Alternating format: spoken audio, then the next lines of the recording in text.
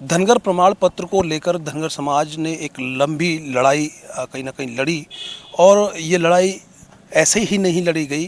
काफ़ी मुश्किलों का सामना धनगर समाज के जो व्यक्तित्व हैं, धनगर समाज के जो लड़ाई को लड़ने वाले जो लोग हैं, खास करके इसमें नाम अभी तक शायद मीडिया के सामने ज़्यादा नहीं आया। डॉक्टर धर्म सिंह धनगर जो बुलंदशहर से हैं, आज एक बड़ी लड़ाई इन्होंने जीती है। किस तरह की लड़ाई है, उनसे पूरा जानकारी लेंगे। डॉक्टर साहब, पहले तो सवाल मेरा ये है कि आज जो प्रेस वार्ता हुई है वो किस तरह की प्रेस वार्ता है और क्या कुछ जानकारी है इस प्रेस वार्ता के बारे में? आज जो प्रेस वार्ता हुई है, उत्तर प्रदेश सरकार ने एक स्पष्टीकरण आदेश जारी किया है कि धनगर जाति कौन है और जाति प्रमाण पत्र उसके लिए कैसे निर्गत किए जाएं। जो 1950 से संवैधानिक अधिकार दिया गया था, उससे धनगर समाज वंचित रहा, तो उस संबंध में आज स्पष्टीकरण आदेश जारी किया है। इसके लिए हम माननीय मुख्यमंत्री श्री योगीनाथ आदित्य जी के लिए एवं उत्तर प्रदेश समाज कल्याण माननीय मंत्री श्री शास्त्री जी के लिए बहुत बहुत धन्यवाद है कि उन्होंने हमारी समस्या को सुना और सुनने के बाद में उसका समाधान करने के लिए एक स्पष्टीकरण आदेश जारी किया है। अभी तक जो समस्याएं आई, इसमें किस तरह की समस्याएं आई और कौन लोग इसमें रोड़े बनकर आप लोगों के सामने आए हैं? इसमें सबसे बड़ी समस्या तो हमारे सामने एक प्रशासनिक प्रक्रिया थी। चूँकि जाति प्रमाण पत्र निर्गत करने की जो व्यवस्था थी उत्तर प्रदेश सरकार की या किसी भी सरकार की, जो अधिकारी सर्टिफिकेट इशू करते हैं उनके 99% अधिकारियों को ये नहीं पता कि अनुसूचित जाति का प्रमाण पत्र कैसे जारी किया जाता है, अनुसूचित जाति कौन होती है और उसको जाति प्रमाण पत्र निर्गत करने की प्रक्रिया क्या है। अनुसूचित जाति के बारे में अगर आप थोड़ा सा विस्तार से बताएंगे तो जो लोग नहीं जानते हैं वो समझ पाएंगे इस चीज़ को। अनुसूचित जाति जो घोषित की जाती है वो भारतीय संसद के द्वारा की जाती है। भारतीय संविधान में अनुच्छेद 341 में ये व्यवस्था की गई है कि कोई भी जाति या जाति का कोई भाग या उसका कोई ग्रुप अनुसूचित जाति के रूप में अधिसूचित किया जाता है। जैसा कि उत्तर प्रदेश भारतीय संविधान के 1950 के गजट में कहा गया है कि caste, races, tribes of part of group of, ये जाति किसी भी आधार पर अनुसूचित जाति में जब डिक्लेयर कर दिया जाएगा तो उसको अनुसूचित जाति का ही व्यक्ति समझा जाएगा और उसको अनुसूचित जाति का ही प्रमाण पत्र निर्गत किया जाएगा। धनगर जाति गडरिया जाति की एक उपजाति है जो समस्त उत्तर प्रदेश में पाई जाती है। गजट 1950 में थ्रू आउट स्टेट समस्त राज्य में कौन से डॉक्यूमेंट है, आप थोड़ा सा डॉक्यूमेंट भी क्लियर करते जाइए। कौन कौन से शासनादेश हुए और कब कब ये शासनादेश हुए, उनको भी थोड़ा सा क्लियर। ये 11 अगस्त 1950 को गजट भारत सरकार द्वारा किया गया था। जो उत्तर प्रदेश राज्य में 27 नंबर पर धनगर जो जाति अंकित है वो थ्रू आउट स्टेट के कॉलम में है। कॉलम दो जाति डिक्लेयर करने के दो कॉलम होते हैं, एक थ्रू आउट स्टेट और एक क्षेत्रीय। तो ये थ्रू आउट स्टेट के क्रम संख्या 27 पर जारी है। चूँकि धनगर समाज भेड़ बकरी चराने का कार्य करता था, व्यवसाय है भेड़ बकरी चराने का कार्य करता था, इनको बहुत अधिकांश कानूनी कोई जानकारी नहीं थी। दूसरा, प्रशासनिक प्रक्रिया इतनी जटिल है जाति प्रमाण पत्र जारी करने की कि खुद जाति प्रमाण पत्र निर्गत अधिकारी को खुद नहीं पता कि हमको इनको जाति प्रमाण पत्र किस तरह से निर्गत करना है। इस कारण भी धनगर समाज जो है वंचित रहा है। दूसरा, वंचित होने का कारण ये है कि भ्रमित कर दिया गया कि एक उत्तर प्रदेश में धंगड़ जाति रहती है जो कैमूर की पहाड़ी में रहती है।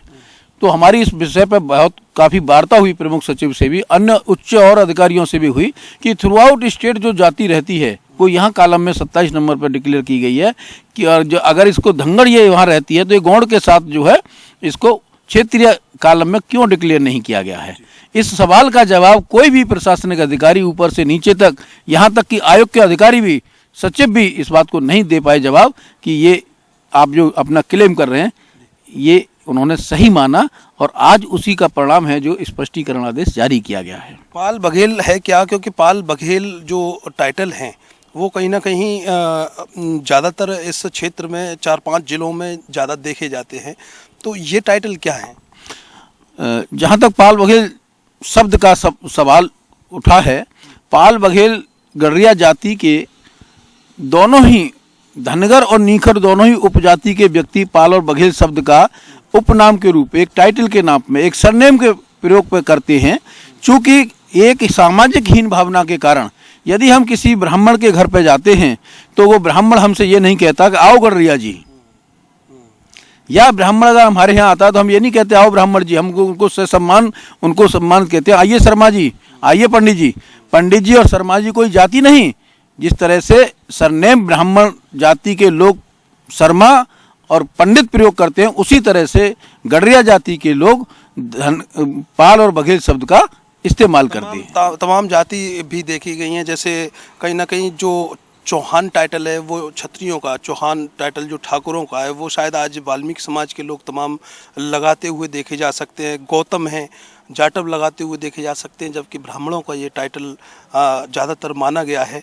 अब कठेरिया टाइटल को ही आप ले लो तो वो शायद कठेरिया का कोई प्रमाण पत्र नहीं बनता है, शायद कठेरिया जाति का कोई प्रमाण पत्र नहीं बनता, वो धानुक का बनता है, लेकिन कठेरिया लगा रहे हैं। तो एक क्या यही मान ली जाए कि कहीं ना कहीं गडरिया जो है एक ऐसा ऑड शब्द लगता था, इसलिए इसको पाल और बघेल और इस तरीके के टाइटल लगाए गए। ये गडरिया जाति के लोग सामाजिक हीन भावना के कारण अपने से सम्मान सामने वाला व्यक्ति अगर नाम लेगा तो पाल बघेल शब्द का इस्तेमाल करते थे। जिस तरह से धानुक जाति के व्यक्ति कठेरिया शब्द का प्रयोग करते हैं। दुनिया जानती है कि जाटव जाति के लोग गौतम टाइटल का प्रयोग करते हैं, वो अपने आप को हीन भावना से बचने के लिए, और गौतम शब्द गौतम बुद्ध नगर, भगवान गौतम बुद्ध से जोड़ करके बौद्ध धर्म को स्वीकार करते हुए बौद्ध धर्म की मान्यता के अनुसार गौतम जो है इस तरह के शब्द भी इस्तेमाल करते हैं। जहाँ तक राजपूत या ठाकुरों की बात है तो उनमें गोत्र भी हैं चौहान, और अन्य जातियों के भी चौहान गोत्र हैं।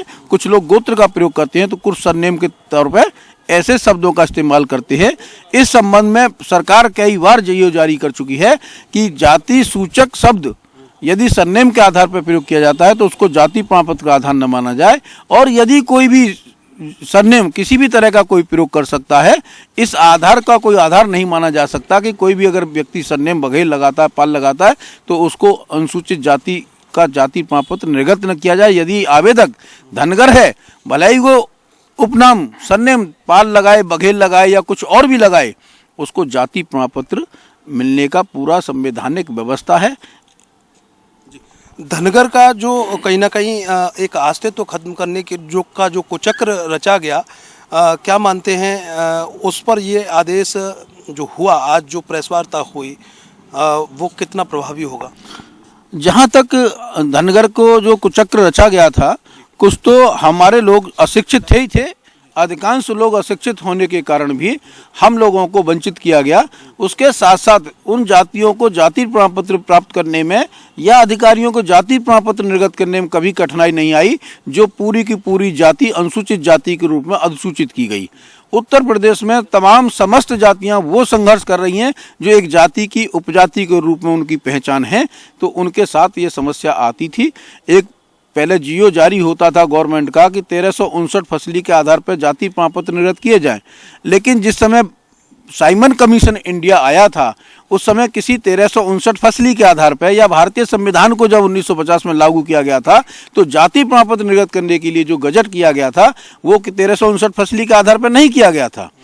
तो हम लोगों को 1359 फसली के कारण भी हम लोगों को वंचित किया गया, धनगर समाज को वंचित किया गया। चूँकि तहसीलदार केवल 1359 फसली देखी और कह दिया कि ये जाति की गडरिया हैं। तहसीलदार ने कभी ये नहीं देखा कि अगर ये जाति का गडरिया है तो गडरिया में धनगर और नीखर दो होते हैं, तो इस आवेदक की स्थलीय सत्यापन जांच पड़ताल कर ली जाए, इसके रिश्तेदार, रोटी बेटी हुक्का पानी के संबंधों के आधार पर जांच कर ली जाए, इसकी विस्तृत जांच करके पता लगाया जाए कि आवेदक धनगर है अथवा नीखर है। यदि आवेदक धनगर पाया जाता है तो उसे अनुसूचित जाति का ही प्रमाण पत्र निर्गत करना चाहिए था, और ये सबसे बड़ी हमारे साथ जो संवैधानिक अधिकार से वंचित किया गया है, इसमें प्रशासनिक कहीं न कहीं प्रशासन भी दोषी है। अब यहाँ से आगे आप किस तरह से, क्योंकि आज जो प्रेस वार्ता हुई है कहीं ना कहीं जिला अधिकारियों को या तहसीलदारों को जो समस्याएं आती थी, टेक्निकल जो समस्याएं आती थी या प्रशासनिक स्तर पर जो समस्याएं आती थी, वो कितनी दूर हो गई मानते हैं? देखिए, अब जो जाति प्रमाण पत्र निर्गत करने के लिए स्पष्टीकरण आदेश जो जारी हुआ है उसमें यह भी स्पष्ट कर दिया गया है कि भारतीय संविधान में अनुच्छेद 41 के अंतर्गत 1950 का जो आदेश जारी किया गया है उसमें स्पष्ट कर दिया गया है कि 1950 के अधीन जातियां, उपजातियां या जनजातियां, कास्ट, रेसेस और ट्राइब्स या उनका कोई भाग या पार्ट जो है पार्ट्स ऑफ ग्रुप ऑफ जो कि इस आदेश में वर्णित तथा राज्य विशेष से संबंधित अनुसूचित भाग 1 से 16 तक में इस आदेश के अधीन उसके स्थायी या क्षेत्रीय निवास के आधार पर उस जाति, उपजाति या जनजाति के सदस्यों को अनुसूचित जाति का सदस्य समझा जाएगा। ये स्पष्टीकरण आदेश में बिंदु संख्या 2 निर्गत किया गया है। इसके साथ साथ माधुरी पाटिल का जो महाराष्ट्र का एक केस सुप्रीम कोर्ट की खंडपीठ 5 न्यायाधीशों की खंडपीठ ने तय किया था कि किसी जाति की, उपजाति या उसकी जांच को किस तरह से किया जाए, ये तमाम प्रदेशों को, समस्त प्रदेश में एक प्रमुख सचिव समाज कल्याण की अध्यक्षता में एक कमेटी का गठन किया गया था और उसमें एक एएसपी, एक एसपी की पोस्ट क्रिएट की गई और उसमें 6 इंस्पेक्टर विजिलेंस की स्थापना की गई ताकि उनकी पूरी जांच करने के बाद में और उसका निस्तारण एक स्टेट कमेटी से की जाए। यहाँ आज भी देखने में आ रहा है कि 1996 से किसी भी तहसीलदार को जाति प्रमाण पत्र निरस्त करने की पावर नहीं है, लेकिन 1996 से लेकर आज तक तहसीलदार स्वयं प्रमाण पत्र बनाता है और सब स्वयं निरस्त कर देता है, जबकि उसको निरस्त करने की कोई पावर नहीं है। इस संबंध में माननीय सर्वोच्च न्यायालय, माननीय उच्च न्यायालय ने तमाम आदेश जारी किए हैं। 2011 में एक जीओ जारी हुआ था जो 27 जनवरी 2011 को मंडल आयुक्त की अध्यक्षता में एक कमेटी का गठन किया गया। उसके तत्काल बाद में जो है 28 फरवरी 2011 को एक डिस्ट्रिक्ट स्क्रूटनी कमेटी की स्थापना की गई जो जिलाधिकारी की अध्यक्षता में उसकी स्थापना की गई है। और अगर तहसीलदार द्वारा सर्टिफिकेट गलत तरीके से या फर्जी है अथवा अनुचित तरीके से जारी किया हो गया है या त्रुटिपूर्ण जाति प्रमाण पत्र निर्गत हुआ था, उसकी निस्तारण करने की पावर कमेटी को दी गई है, तहसीलदार को नहीं दी गई है। तहसीलदार आज भी इस कानून और इस शासन आदेश का पूरी तरह से खिलवाड़ करते हैं। जी, आयोग की तरफ से लोगों को मालूम होना चाहिए आयोग की तरफ से कितनी व्यवधान आए हैं और कितना कुचक्र रचा गया है धनगर का अस्तित्व खत्म करने के लिए ऐसी आयोग की तरफ से। देखिए, जहाँ तक हमारा धनगर का सवाल था तो सन 2009 में एक बहुजन समाज पार्टी सरकार ने जीओ जारी किया था 17/7/2009 को कि उत्तर प्रदेश में DHANGAR की हिंदी वर्तनी धनगढ़ हिंदी में लिखकर जाति प्रमाण पत्र जारी किए जाएं, जबकि भारतीय संविधान के 1950 से लेकर आज तक धनगर की स्पेलिंग DHANGAR है। यथा संशोधित अधिनियम 1956 और 76 में भी अंग्रेजी में धनगर ही है। जब विवाद की कोई स्थिति उत्पन्न होती है तो अंग्रेजी भाषा को ही माना जाता है, ना कि उसकी हिंदी वर्तनी को माना जाता है। ये संविधान में व्यवस्था है। दूसरा सवाल, जब 2009 में धनगर जब जारी कर दिया गया एक शासन आदेश तो उसको हमने हाई कोर्ट में चैलेंज किया। चैलेंज करने के बाद में हाई कोर्ट ने आदेश दिया कि राष्ट्रीय अनुसूचित जाति इसकी हिंदी वर्तनी का बताए कि ये क्या है। चूंकि प्रेसिडेंशियल आर्डर है, संवैधानिक मूल ढांचे में धनगर लिखा गया है, इसलिए इसके साथ इसकी इंक्वायरी करने की पावर न राज्य कमेटी को है न किसी शोध संस्थान को है। इसकी केवल क्लैरिफिकेशन आर्डर करने की पावर सुप्रीम कोर्ट के आर्डर से एक केस 2005 में हुआ था कर्नाटका का, तो उसके परिप्रेक्ष्य में हाई कोर्ट ने जो है उसी रूलिंग के आधार पर वो एक आदेश दिया था कि राष्ट्रीय अनुसूचित जाति आयोग इसको डिसाइड करे 6 महीने में इसकी इंक्वायरी करके कि ये शुद्ध शब्द धनगर है अथवा धनगढ़ है।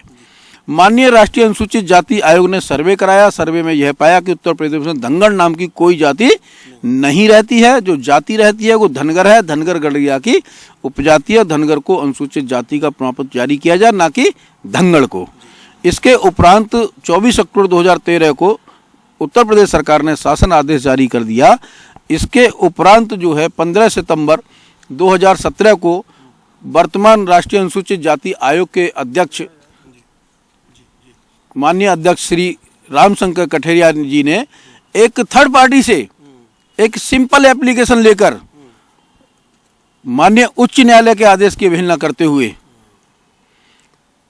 दोबारा से उस आदेश को सुपरसीड करते हुए और कह दिया कि धनगर जाति को अनुसूचित जाति प्रमाण पत्र निर्गत किया जाए, जबकि आयोग के नियमावली में ये स्पष्ट उल्लेख है कि यदि आयोग किसी सिफारिश को सरकार को भेजता है या न्यायालय को भेजता है, यदि न्यायालय द्वारा या सरकार द्वारा वो सिफारिश स्वीकार कर ली जाती है तो आयोग उसको सुपरसीड नहीं कर सकता, उसमें रिव्यू करने की पावर आयोग को नहीं है। इसके बावजूद भी धनगर समाज का शोषण करने के लिए जानबूझकर ये आदेश पारित किया गया। इसके उपरांत राज्य सरकार ने राज्य के महाधिवक्ता से राय लेकर राय ली और उसके उपरांत जिन लोगों को 17/7/2009 के शासन आदेश के क्रम में सोनभद्र जिला की तहसील सदर में कुछ लोगों को धंगड़ जाति के जाति प्रमाण पत्र निर्गत किए गए थे, माननीय मुख्यमंत्री जी ने जिलाधिकारी को सोनभद्र को आदेश दिया कि उत्तर प्रदेश में सोनभद्र में जिन धंगड़ नाम के व्यक्तियों को जाति प्रमाण पत्र जारी किए गए हैं उनकी जांच की जाए, उनकी स्थलीय सत्यापन, तमाम राजस्व अभिलेखों एवं अन्य लेखों का परीक्षण करके बताइए कि क्या उत्तर प्रदेश में धंगड़ नाम की कोई जाति रहती है। वहाँ पर जिलाधिकारी ने जांच कराई, जांच कराने के बाद में वो नॉन नोटिफाइड कास्ट धागर, उनके राजस्व अभिलेखों में धागर अंकित है और उन्होंने कमेटी के सामने स्वयं एडमिट किया, स्वीकार किया कि हमारी जाति धंगड़ नहीं है। कमेटी ने डिसीजन दिया, उनके तमाम जाति प्रमाण पत्रों को निरस्त कर दिया। जो त्रुटिपूर्ण जाति प्रमाण पत्र जारी किए गए थे उन समस्त जाति प्रमाण पत्रों को निरस्त कर दिया गया है। जो ये अधिकार धनगर का है, थ्रू आउट स्टेट रहने वाली जाति है। इस संदर्भ में एक केरल स्टेट का माननीय सुप्रीम कोर्ट ने 1994 में एक निर्णय दिया था कि कोई भी जाति हो या उपजाति थ्रू आउट स्टेट यदि पाई जाती है तो थ्रू आउट स्टेट में एक जाति हो या उपजाति हो या उसका पार्ट हो या ग्रुप हो, जाति प्रमाण पत्र लेने का पूरा अधिकार है। धनगर थ्रू आउट स्टेट पाई जाने वाली जाति गडरिया जाति की उपजाति है जो प्रत्येक जनपद में रहती है। अच्छा, अब शॉर्ट में एक सवाल और करूंगा मैं आपसे कि जो दलाल किस्म के लोग कुछ लगे हुए थे, इनके पीछे पूरा कहीं ना कहीं कुचक्र जो था, सोशल मीडिया पर भी ये वो इस तरह की बातों को फैलाते थे, उन लोगों के मुंह पर कितना करारा थप्पड़ है ये? देखिए, न्याय की जीत होती है, सत्य की जीत होती है, समय लगता है। जो इस तरह के जो लोग होते हैं जिनको राजनीति करनी है या अपने निजी स्वार्थ के कारण इस तरह के लोग जो कुचक्र चल रहे थे, कुछ लोग इस तरह के भी बोलते थे कि साहब गडरिया ही धनगर है, धनगर ही गडरिया है, ये कानून के खिलाफ था, ये नियम विरुद्ध कहते थे। ऐसा नहीं है। गडरिया जाति का प्रमाण पत्र उसको निर्गत किया जाएगा जो गडरिया की दूसरी उपजाति नीखर है, उसको गडरिया का मिलेगा, और जो धनगर अनुसूचित जाति में सूचित है उसको धनगर का जाति प्रमाण पत्र मिलेगा। ये न्याय व्यवस्था है, ये भारतीय संविधान की व्यवस्था है, ये हमारे बाबा साहेब अम्बेडकर साहब ने जो व्यवस्था की थी उसी के अंतर्गत हमको आज न्याय मिला है। अब मान लिया जाए कि उन लोगों की दुकान बंद हो चुकी है। देखिए, इस संबंध में तो दलालों का कभी कोई मौका मिलता है, ये तो समय चलाने का अभी दुकानदारी होगी, उनकी ग्राहकी होगी, मतलब ग्राहक आएंगे अभी नहीं, ग्राहक नहीं, कुछ अज्ञानी अशिक्षित लोगों को भ्रमित करके उनसे धन ऐंठने का कुछ लोग काम करती हैं या उनको गुमराह करके उनसे उनका शोषण जो किया जाता है, अज्ञानी अशिक्षा के कारण भी उन लोगों को किया जाता है। ऐसे लोग तो हमेशा से सदा से अज्ञानी जो चले आ रहे हैं, चतुर व्यक्ति जो है गंवार लोगों का धन खाते हैं, उनसे शोषण करते हैं। और ये सृष्टि में अभी भी जब तक लोग शिक्षित अपने अधिकार से जब तक ठीक तरह से वाकिफ नहीं होंगे तब तक अपने अधिकार को पाना नामुमकिन है। शुक्रिया अर्थ न्यूज़ से चर्चा करने के लिए, और धनगर प्रमाण पत्र को जो अब कामयाबी मिली है उसके लिए आपको मैं आपके लिए अर्थ न्यूज़ के लिए बहुत बहुत बधाई और धन्यवाद देता हूं कि उन लोगों ने हमारी बात को जनता के बीच रखेंगे। मुझे आशा है और विश्वास है और उनसे निवेदन भी है कि हमारी बात को प्रत्येक धनगर के दरवाजे तक पहुंचा दें ताकि किसी धनगर का शोषण ना हो। कोई व्यक्ति यदि दलाली या इस तरह से धन ऐंठने का कार्य करता है तो वो स्पष्ट बताए, हम उनकी यहाँ से लेकर सुप्रीम कोर्ट तक उनके अधिकार दिलाने के लिए, लड़ने के लिए साथ खड़े, कंधे से कंधा मिलाकर साथ देंगे। अब जो अधिकारी जाए, एक सवाल ये है, अब जो अधिकारी जाए तो आखिर उनको क्या कहना है, क्या कुछ बताना है, क्योंकि कहीं ना कहीं मॉनिटरिंग होगी, कहीं ना कहीं सर्चिंग होगी इस चीज़ की। नहीं, अधिकारी के लिए समस्त जिलाधिकारी को और मंडल आयुक्तों को स्पष्ट निर्देश है कि वो जाएं और उनके रोटी बेटी हुक्का पानी के संबंधों के आधार पर विस्तृत जांच करें, कमेटी बैठाएं और उनको पूरा अधिकार दिया गया है, पूरी तरह से संतुष्ट हो लें कि हाँ ये धनगर है और ये नीखर है। जहाँ तक धनगर नीखर की व्यवस्था है, जो जाति व्यवस्था जो निवास की है, अधिकांश उत्तर प्रदेश के गाँव में जहाँ धनगर रहते हैं वहाँ धनगर हैं, जहाँ नीखर रहते हैं वहाँ नीखर हैं। हजारों गाँव में कोई ऐसा गाँव होगा कि जहाँ धनगर नीखर दोनों रहते हैं, और रहते भी हैं तो उनके मोहल्ले अलग अलग हैं। अगर किसी गांव में जाकर पूछ लो कि भाई ये कौन से वाले हैं, ये कौन से वाले हैं, वो सब बता देते हैं। और जहां तक बात है, एक परिवार में, एक गांव में कहीं कहीं पूरा क्षेत्र का क्षेत्र धनगरों का, कहीं पूरा का पूरा जैसे नीखरों का है। पूरे पूरे जिले में नीखर पाए जाते हैं कहीं कहीं, और कहीं कहीं पूरी की पूरी पट्टी धनगरों की पाई जाती है। तो इसमें लेखपाल और अधिकारियों को ज़्यादा भ्रम की स्थिति इसलिए नहीं रह सकती क्योंकि एक भाई जो धनगर होगा, उसका दूसरा भाई या उसकी दूसरी पीढ़ी या उसका गोत्र या उसका गोती भाई या उसकी पूर्व की जो संतानें, बड़ा परिवार हो गए हैं, कई गाँव तक भी फैल गए हैं, वो समस्त धनगर पाए जाएंगे। तो इसमें बहुत बड़ी वो इंक्वायरी करने की जो है, जो व्यक्तिगत इंक्वायरी जहाँ तक सवाल है, अगर एक सामूहिक रूप से इंक्वायरी अगर जिलाधिकारी या तहसीलदार करा लेते हैं तो स्पष्ट हो जाएगा कि कौन धनगर है और कौन नीखर है। नीखर गडरिया का पात्र है और धनगर अनुसूचित जाति का पात्र है। ठीक है डॉक्टर साहब, जानकारी देने के लिए धन्यवाद।